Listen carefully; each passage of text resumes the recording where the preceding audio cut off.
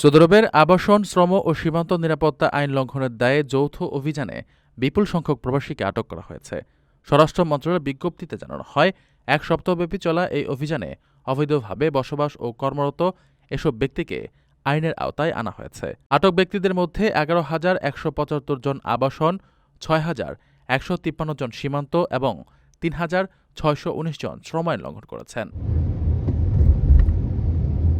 অবৈধভাবে সীমান্ত পেরিয়ে প্রবেশের চেষ্টাকালে ১,৪১১ জনকে গ্রেফতার করা হয়। অনুপ্রবেশকারীদের মধ্যে ৬২% ইয়েমেনি ও ৩৬% ইথিওপিয়া নাগরিক। অবৈধ প্রবাসীদের আশ্রয়, পরিবহন ও কাজের সুযোগ দেওয়ার অভিযোগে আরও ১৯ জনকে গ্রেফতার করেছে আইনশৃঙ্খলা রক্ষাকারী বাহিনী। বর্তমানে ২৮,৬৭৮ জনের বিরুদ্ধে আইনি ব্যবস্থা নেয়ার প্রক্রিয়া চলছে।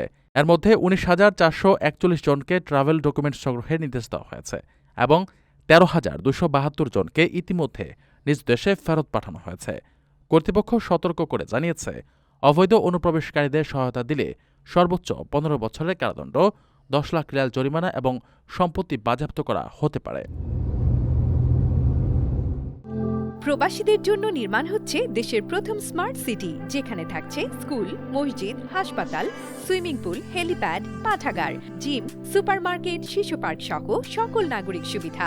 মাত্র ৩০ লাখ টাকা বিনিয়োগে মিলছে আকর্ষণীয় ফ্ল্যাট। প্লাটিনাম ইনভেস্টরদের জন্য ঢাকা বিমানবন্দরে ভিআইপি প্রোটোকল সুবিধা। বিস্তারিত জানতে যোগাযোগ করুন স্ক্রিনে দেয়া হোয়াটসঅ্যাপ অথবা ইমো নাম্বারে।